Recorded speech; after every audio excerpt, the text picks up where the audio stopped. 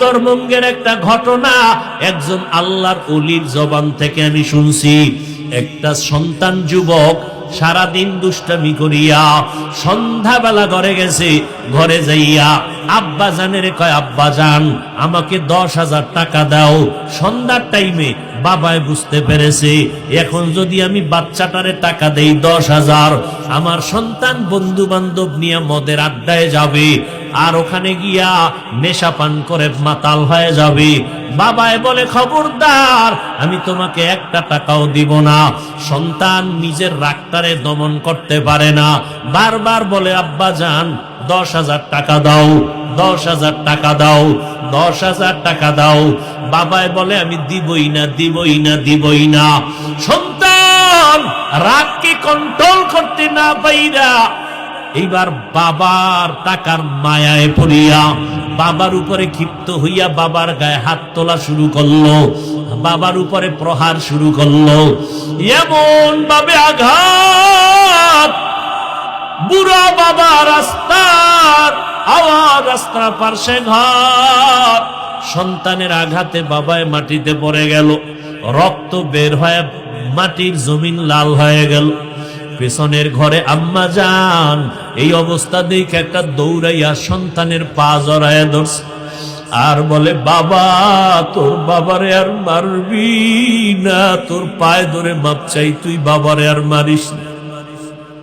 মায়ের একটা লাথি মাইরা সন্তানটা এবার বের হয়ে গেল, হুন্ডা নিয়ে এবার চলতেছে বন্ধুদের আড্ডায় যাবে। মাওলার কুদরত, সন্তানটা হুন্ডা চালাইয়া যায়, ওদিকে মা আসমানের দিকে তাকায়া চিল্লায় কয়, হে মালিক,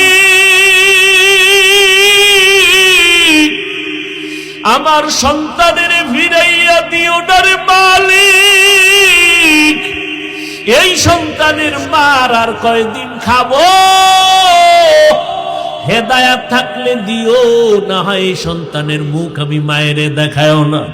দরজাটা ভিতর দিয়ে এমন ভাবে আটকাইছে, সন্তান যদি আইসা দরজা ভাঙ্গে তারপর আর দরজা খুলবে না মা, এমন ভাবে আটকাইয়া দিল। বাবায় বিছানায় শুয়ে কাঁদতেছে, মাও কান্না করে, রাত্র গভীর। এদিকে আমার মাওলার কুদরত, যুবক ছেলেটা হুন্ডা নিয়ে রাস্তা দিয়া যায়, তাকায় দেখে রাস্তার পাশে এরকম প্যান্ডেল একজন আল্লাহওয়ালা বয়ান করে মা বাবার খেদমতের উপরে।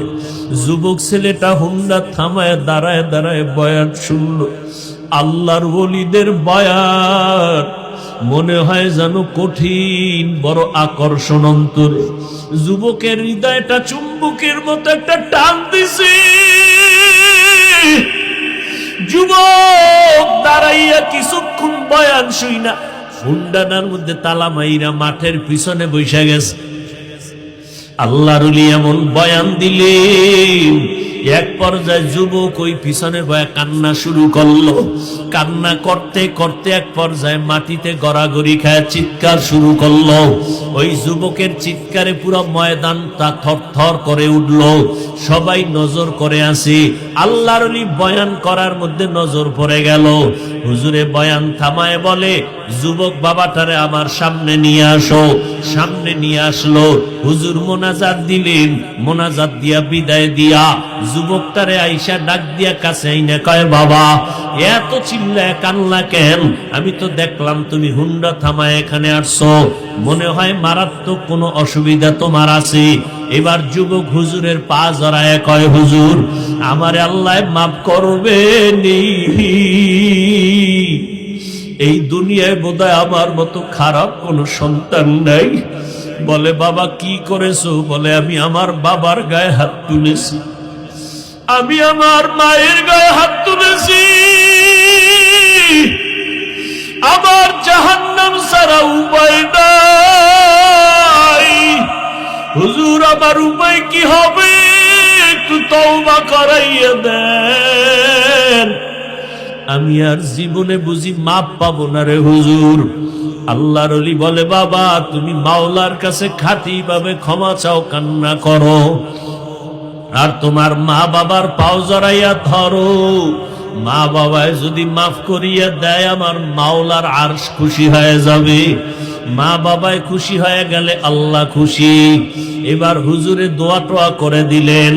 রাতের গভীরে যুবক ছেলেটা বাড়িতে রওয়ানা। দরওয়াজার কিনারায় গভীর রাত, ডাক দিয়া কয়, মা আমি দরজার সামনে হাজির, দরজাটা খুলে দাও রে মা। মা কোনো ডাকের সাড়া দেয় না, জবাব দেয় না। মা তো ভেতর থেকে দরজা আটকাইছে, সন্তানের আর ঘরে ঢুকাইবে না। সন্তান এত ডাকে, মা সাড়া দেয় না।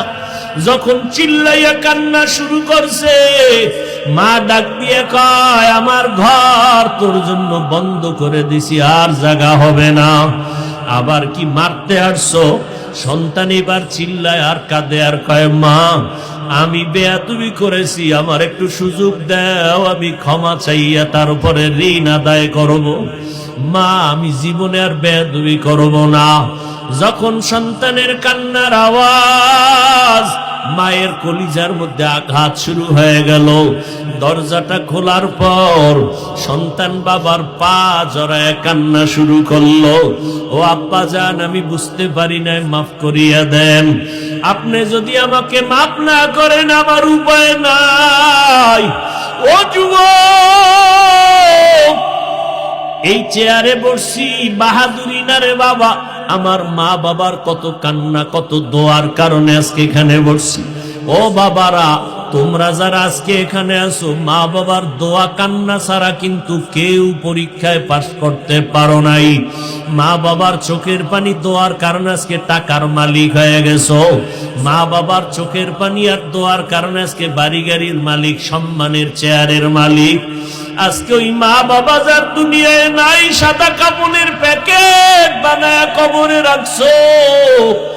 ওই বাবা এমন একটা রাত নাই টেলিফোন করে খবর নেয় নাই। আজকে ওই মা বাবারই কবরে রাইকা কেমনে ঘুমাও রে সন্তান? এত নিষ্ঠুর কেন হইছো? ওই মা বাবার জন্য কি এক ফোঁটা চোখের পানি ছাড়তে পারবা না? ওই মা বাবার ঋণ আদায় করা সম্ভব না রে বাবা। ওই মা বাবা গোপনে কত কান্না করে তোমার আমার জন্য দোয়া করে গেছেন। ওই মা বাবায় যদি মানুষ না বানাইতেন, মানুষ হইতে পারতাম না। ও যুবক বাবারা, এই অল্প বয়সে কে না জানি মায়েরে কষ্ট দিয়া কাঁদাইছো, কত বাজে কথা বলছো, মা জানি কষ্ট পাইয়ে গোপনে কান্না করেছে।